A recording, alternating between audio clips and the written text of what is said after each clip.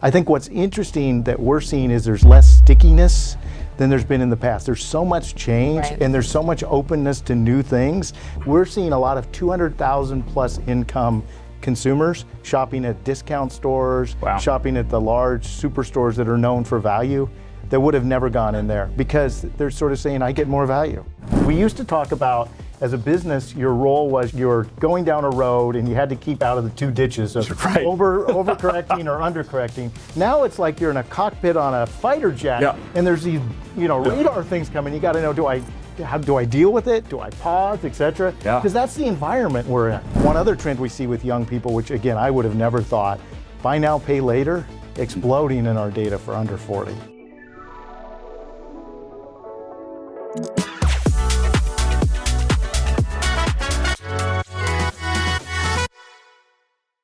Every company says they're customer obsessed, but what if they're measuring the wrong things?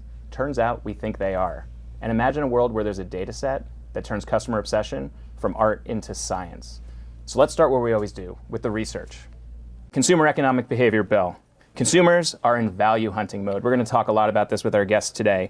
Value seek is intensifying. Our 2025 consumer research found that 4 in 10 Americans are now value seekers, which we define as consumers exhibiting 3 or more cost-conscious behaviors per month. And we also have our more value for price framework, MVP, which we're going to talk a lot about today. Yeah. This research correlates between brands that are MVPs and performance.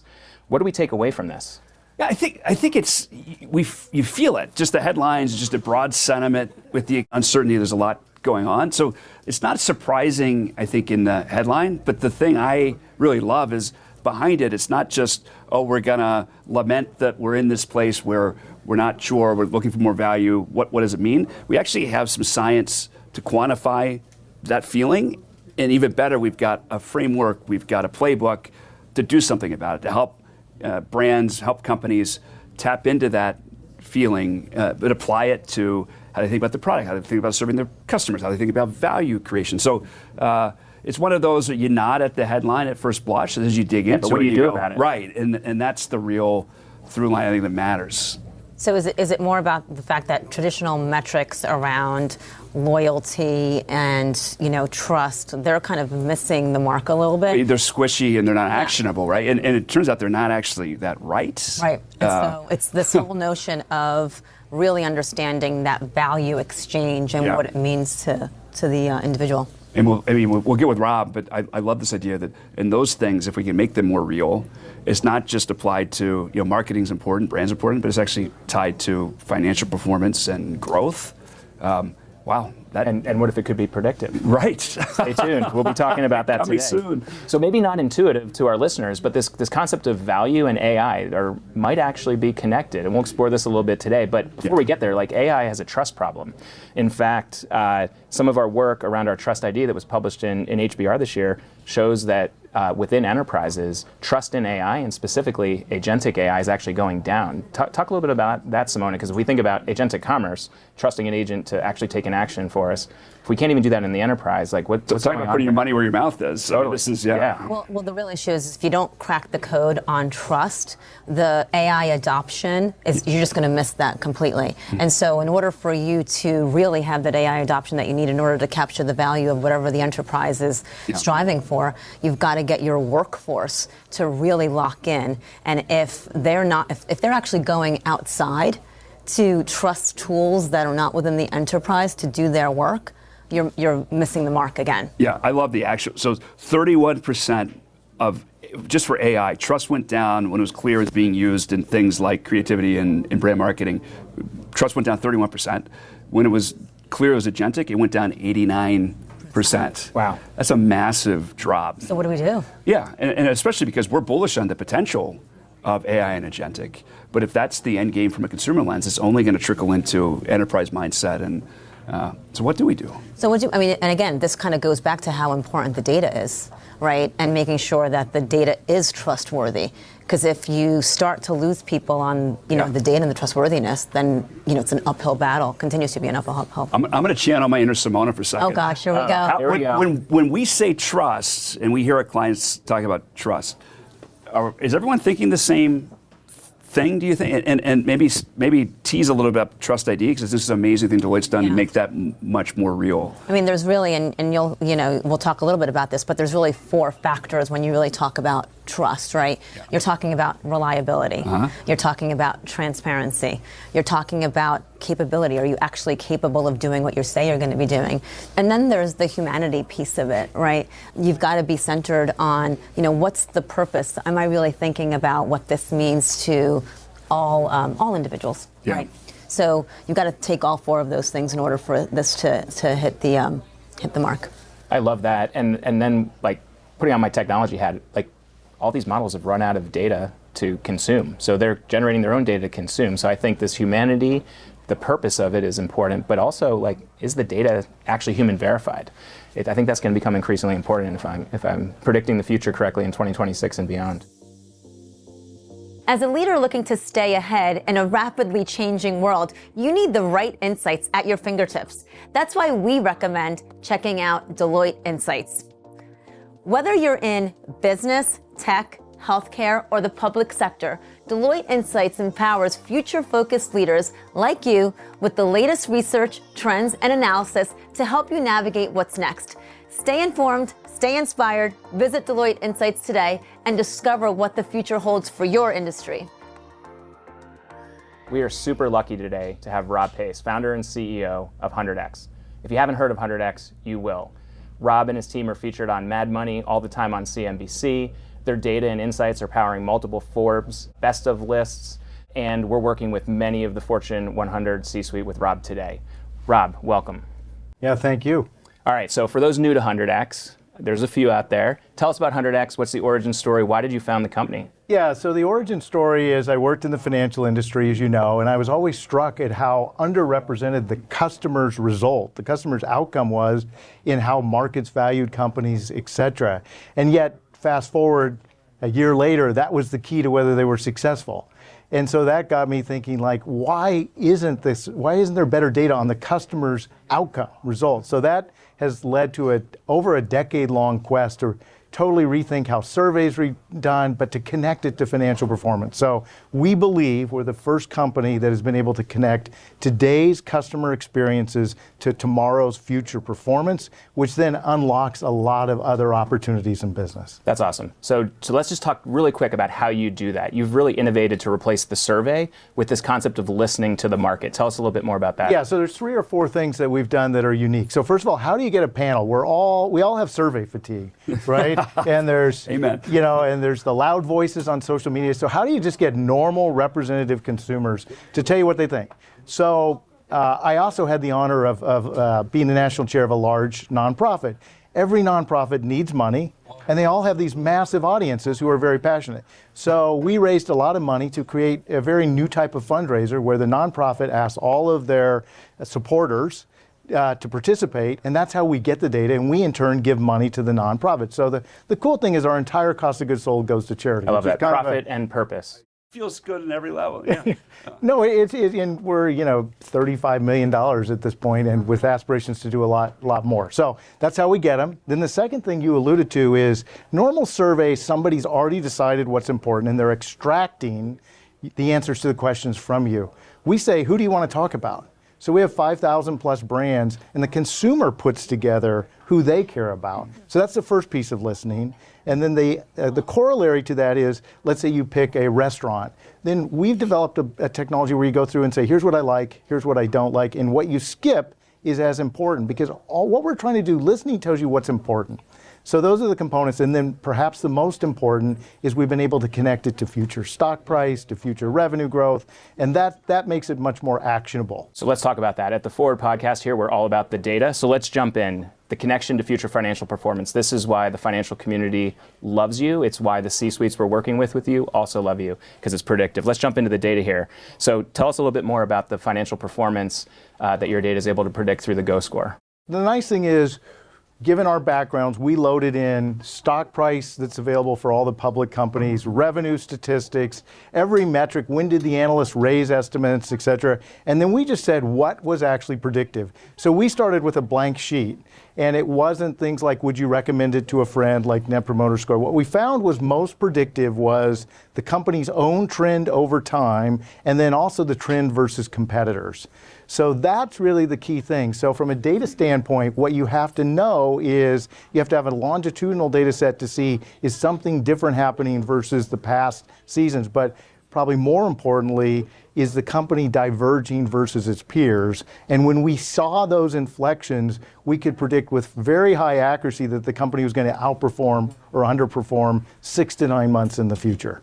All right, Rob, now let's talk about that financial performance. Tell us about how your data is actually predictive of future financial performance with some specificity, please. Yeah, so what you see is we have come up with a key metric we call a GO score, a growth outlook. And it's really what I'd mentioned about is the company's results diverging from the past and its competitors. And we've normalized that between 1 and 100. And so we put every company on that. And to give you an example, as you see, companies that have high GO scores, they outperform in the market, they have higher growth than the competition, et cetera, and conversely. And so as a business leader, that ability to have headlights 6 to 9 months into the future, or an investor as to who's going to win and why, and then if you're a company to be able to actually do something about it is really, really valuable because there's great transactional data, right? There's great what happened to really great. That's a rearview mirror though. But it's rearview mirror. We're the headlights. And what we see, again, this is why this is so important, as you see on the graph,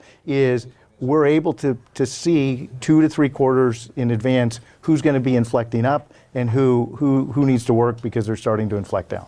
Rob, I don't think you guys are the headlights. You're the nav system and the autonomous driving unit pointing us towards success and growth. Well, there's so much change in business. We used to talk about, as a business, your role was you were going down a road and you had to keep out of the 2 ditches of right. overcorrecting or undercorrecting. Now it's like you're in a cockpit on a fighter jet and there's these radar things coming. You got to know, how do I deal with it? Do I pause, et cetera? Because that's the environment we're in. No, that's okay. So we set up earlier. So the more value for price framework we developed together. Yes. Oh, by the way, just for a beat, because you talk about passionate audience, I had to wear my Fighting Irish gear here for at least 50% of the pod.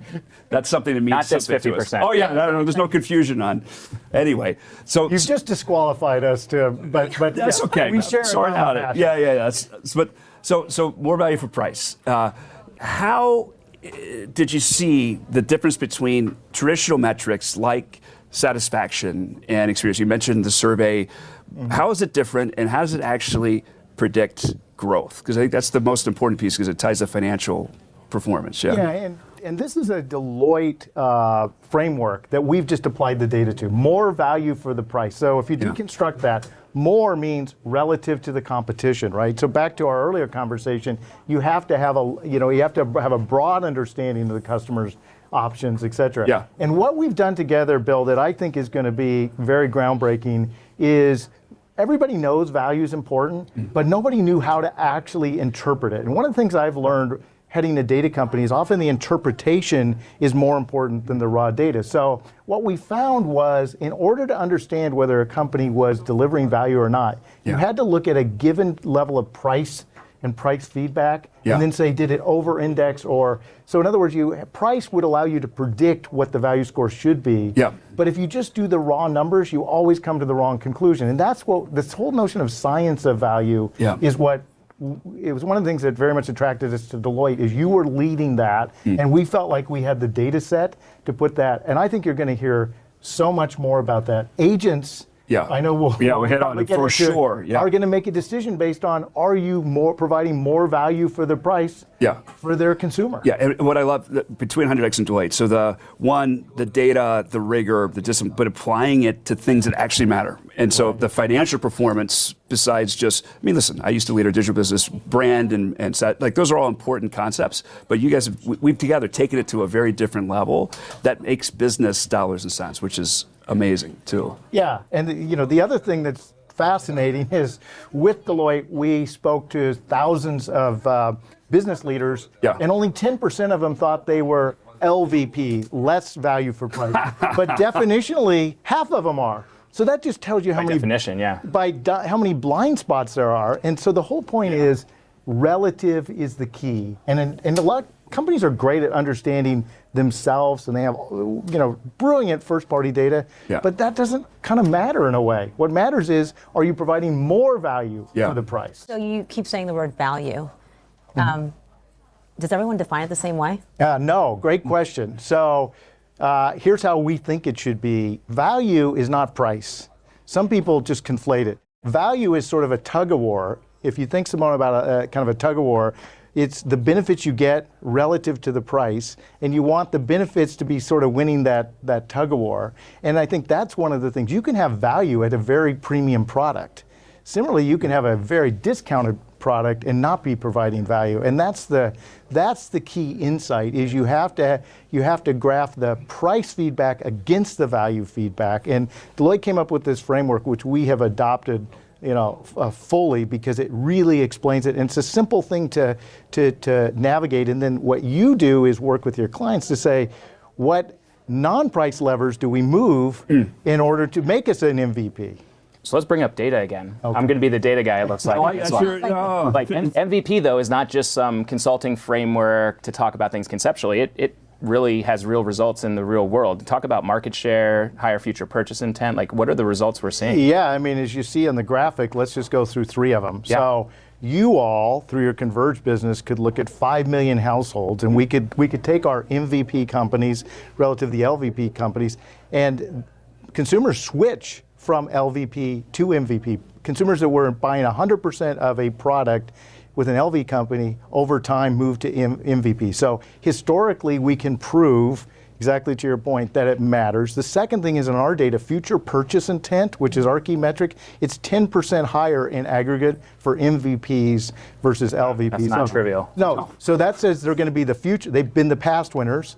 They're going to be the future winners. And my old world, in terms of the equity market, MVP companies get valued over time at a 30 to 40% premium. So the scorecard of business is an MVP. They just don't realize it yet. 3-0 and 4-0, 30 to 40, not 3 to 4. Right. Yeah, 30 to 40%. You have to work awfully hard to create 30 to 40% of market value.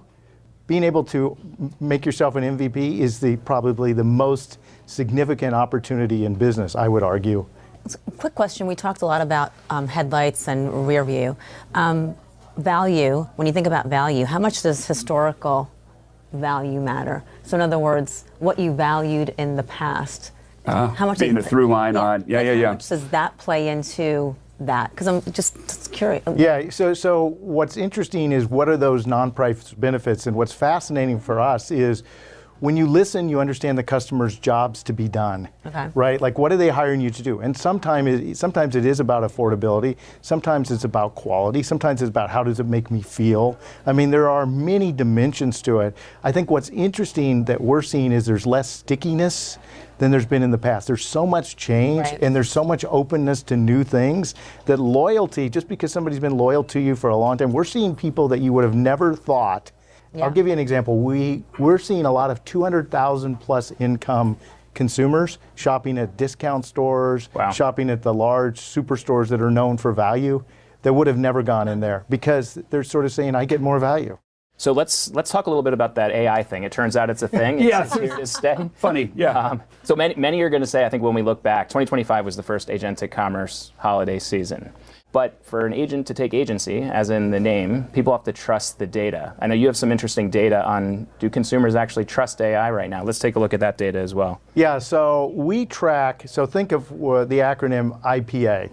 Infrastructure, those are sort of the chip manufacturers. Platforms, those are the large LLMs. And applications, so what we all see embedded in our experience. So we track all the major platforms, and then also about 1,000 brands, the application, their use of AI.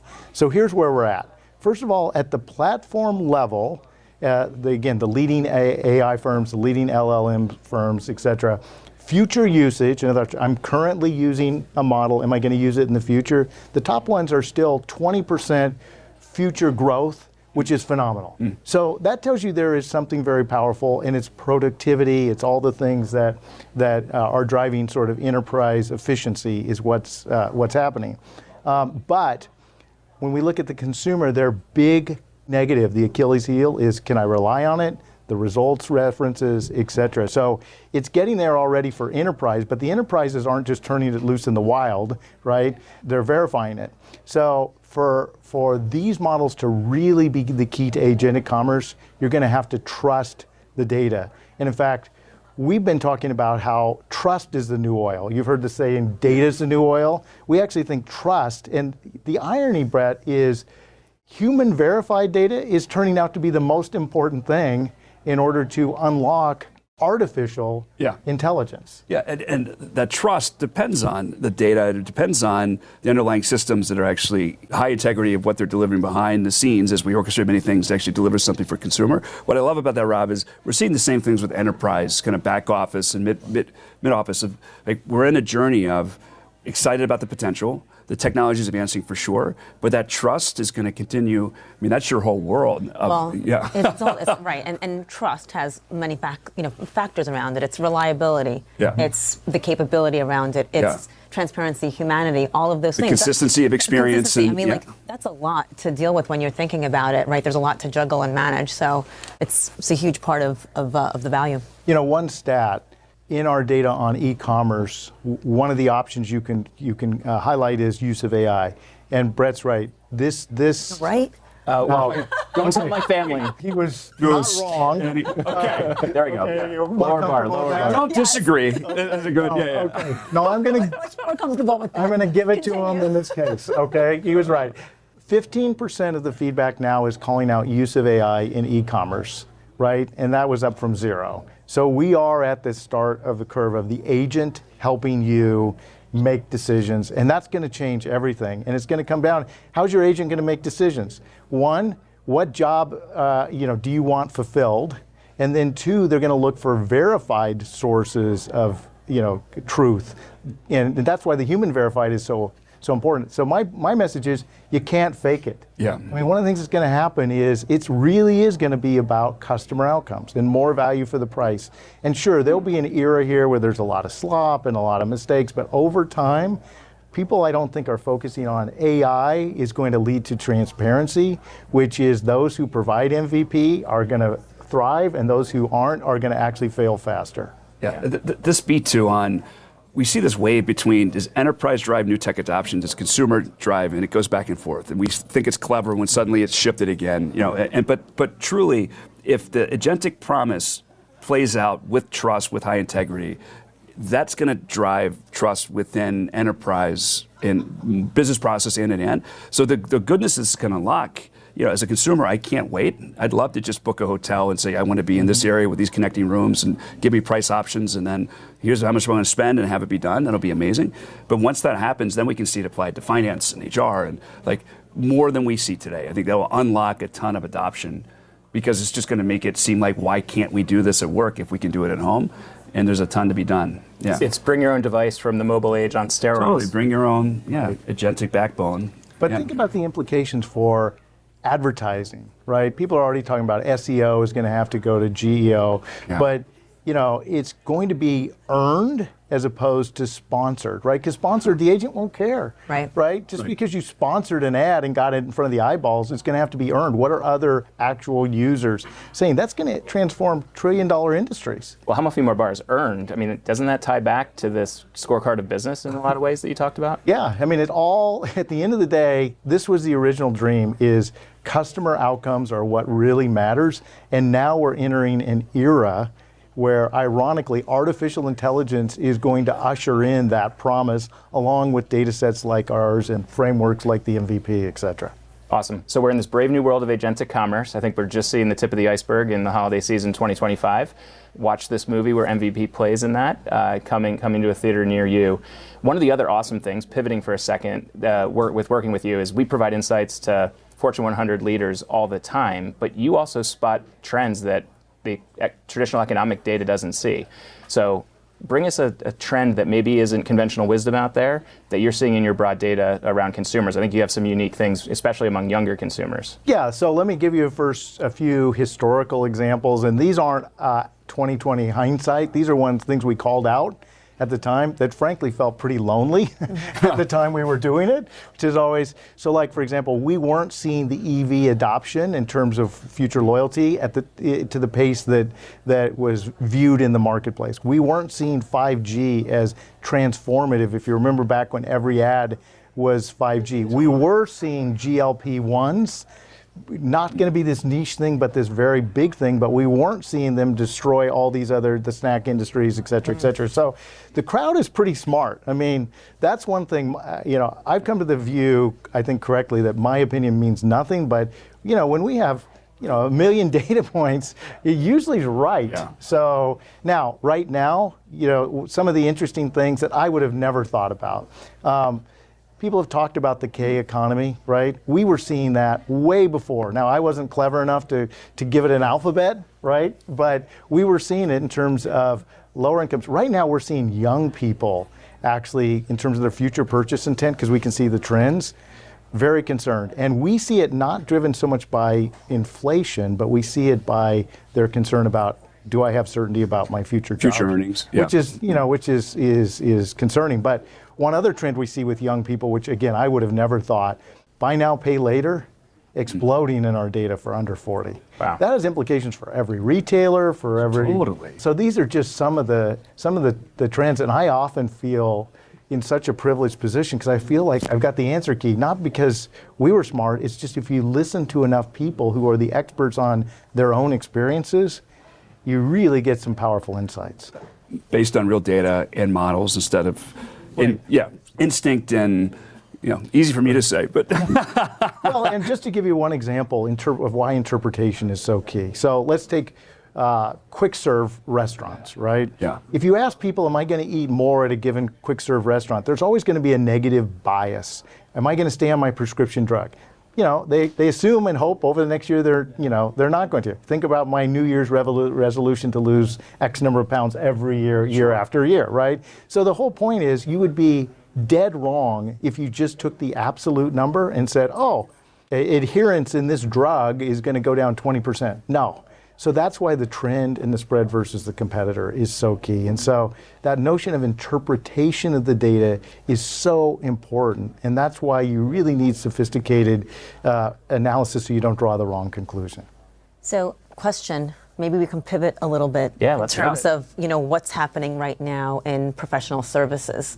So you've had tons of experience, right? Specifically working with consultants for a lot of your life. One of the reasons we teamed up together is because we see this kind of massive change that might be ahead of us, right, in professional services.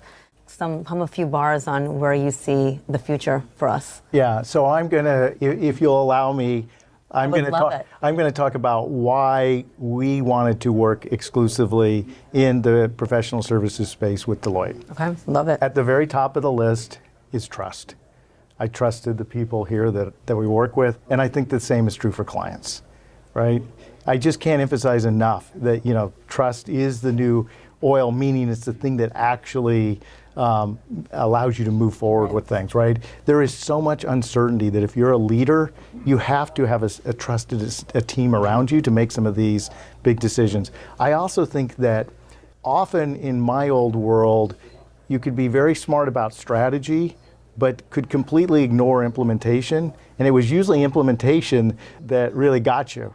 In fact, there's an old saying, a good or bad strategy poorly executed is a poor strategy.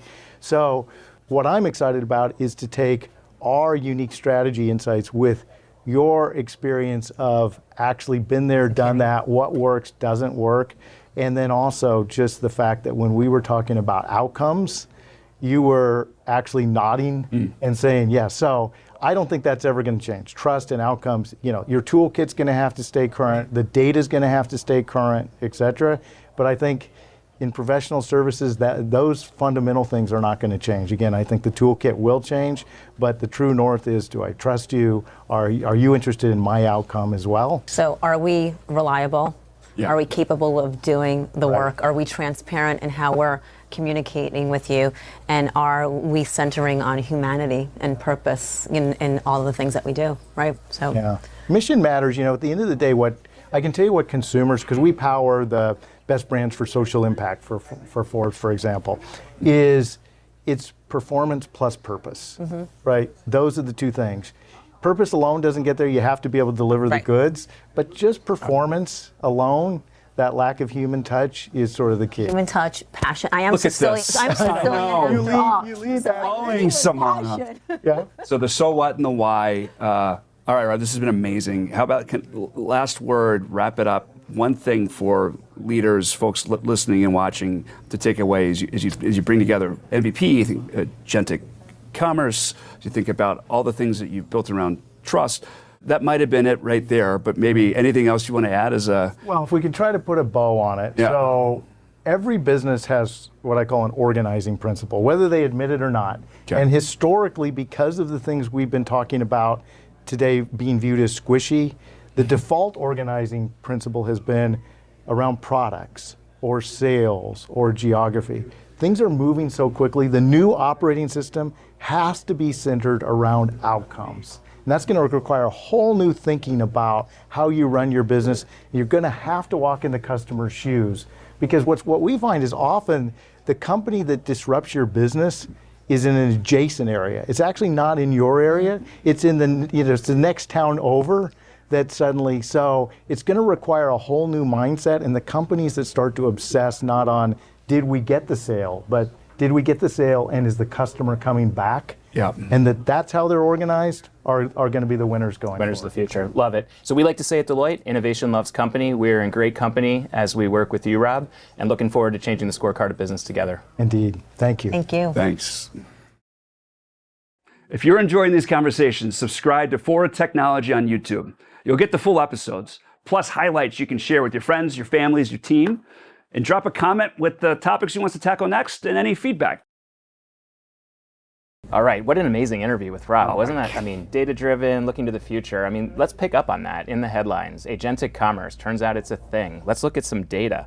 All right, some headlines. The traffic data from the 2025 holidays confirms this tectonic shift. It's actually much bigger than the e-commerce shift when the internet was hitting in the late 90s. You mean growing 6,900%? I was double checking to make sure that wasn't a hallucination. Like 6,900% year over year from 2024 to 2025. Yeah. It's almost hard to wrap your head around that.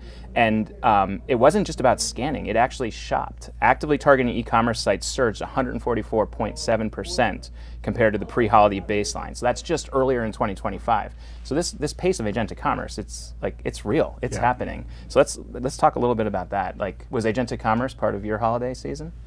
It was definitely part of my holiday season, but not for gift giving. Okay. It was, in my constant quest to find the perfect, outfit with, the perfect price tag.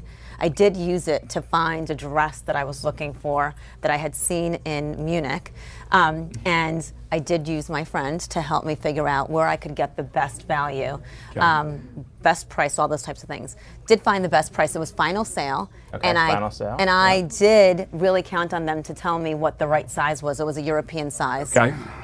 A designer that I didn't know well. Sure. And I did get... I love how you're talking to us like this is a relatable problem. I'm just like, Well, anyway, the bottom line is that I did get the dress, final sale, and it did not fit at all. And it wasn't a little bit of a mistake. It was a big mistake. I could fit both of you in the dress with me. Wow. So I'm kind of sure maybe the confidence was very high on this. Confidence was very high on this, and it brought in lots of different data points to confirm that this was the right size for me. So good news, bad news. A dress you probably couldn't have found without AI's help. So you got close, which is amazing. But the last mile, and it shows up and it doesn't fit even remotely. I think it's a great metaphor for kind of where we are in this, because that matters more than all the rest, right? Yeah, and guess what? I didn't really put trust into this when I was making the decision, right? Because I do have places that I can go to that are trusted places, right? That I could have perhaps returned it, gotten a different size, whatever. And I just in this moment I didn't use that. But I think I was having a client conversation right before the window, and it's going to be great to come back to them now. It was basically, do we even need a website in a few years? and this was more of it was a pharma company, so it wasn't about direct consumer, but also they're like, why would we think about that in humans going to navigate through and learn about when a lot of knowledge is going to be shared by AI agents increasingly, but then what does it require to build our inventory, our product, our concierge-like services for sizing so it fits the right way, and to be able to complete transactions and maybe bundle across retailers in ways that's not easy to do today. Yeah. That's the future. The numbers are real. I mean, $67 billion of sales globally just this last holiday season, influenced by agentic commerce and use of agents. It's going to have fascinating implications for consumer behavior. We talked with Rob about human verified data. Like, what role does human verified data? Would you have made a different decision if human verified data may have given you some insights into that dress that you didn't get because of the data it was feeding you? Well, you know what I want to know is that 67 billion. How much of that was returned? Yeah. Or was it final sale? I won't ask the price of your dress, so we can say what percentage of that is to the, but not zero. I bet not zero. Not is zero. the answer. Yeah. But you're right. I mean, like, think about the implications for businesses operating in this world. Yeah. It's going to be a game changer on almost every level. Capital allocation decisions, marketing decisions, branding decisions, and pricing decisions. Yeah, and not to give up your guys' ages, but I lived through the e-commerce wave, and there was a bit of an ego around the retailers and the consumer product goods companies at the time saying, well, it might be growing fast, but such a small percentage of the existing base, we're not going to make that mistake again. So I think it's going to get all the right attention, but that also puts a lot of the onus on the AI systems and agentic models and the trust frameworks we're going to help develop to be able to have it live up to this potential. Because too many experiences like that, and you've lost the trust for a long time. Yeah. All right, so to conclude, agentic commerce is a thing. I think the data clearly says that, and it's only going to get bigger. Last question for you guys. As we reflect on our conversation with Rob, in this world where agentic commerce gets bigger, what are your bold predictions? I'm going to ask you to think 2, 3, 4, 5 years out. Like, what are we talking about here in 2030 as it relates to agentic commerce, the role of trust, the role of outcomes? Yeah, I think the brands that we care about and we interact with, this is going to increasingly be up next to feature and function and traditional performance. And the fact that it makes it easy for me to navigate through, to consume, to have to, with confidence, with trust, might shift things that might have been a style decision or a historical preference decision. So the rise of that is being an increasing definer of who wins. And what Rob talked about, we'll be able to measure that with MVP, which is amazing, and predict it. So yeah, I was like 2030. I think trust is kind of a two-way street, right? So as much as I want to blame, my friend for the mistake, right? I probably could have done a little bit more, right? And so I think in 2030, as you continue to co-create, as you continue to work with, with the Agentic AI, you're going to see that it is going to do a lot more for you, but you've got to trust it as much as you can, right, in order to be able to realize that end result. So I think in 2030, it's going to be picking out all of my outfits. I'll be spending no time thinking about what I need to pack and what I've forgotten. So okay, love it. I'll need that help too. Those are amazing predictions. And what I love about those predictions is we're already building the foundation to make those real for the future. We're building that future with Rob and the team. And at the Forward Tech podcast, we like to say, don't bet on the future, build it. Until next time. Next time, we're going to get brutally honest about why transformation plans look perfect on paper, then stall in execution. We'll unpack the friction points leaders underestimate and the moves that keep momentum alive. Subscribe so you're in the room when it happens.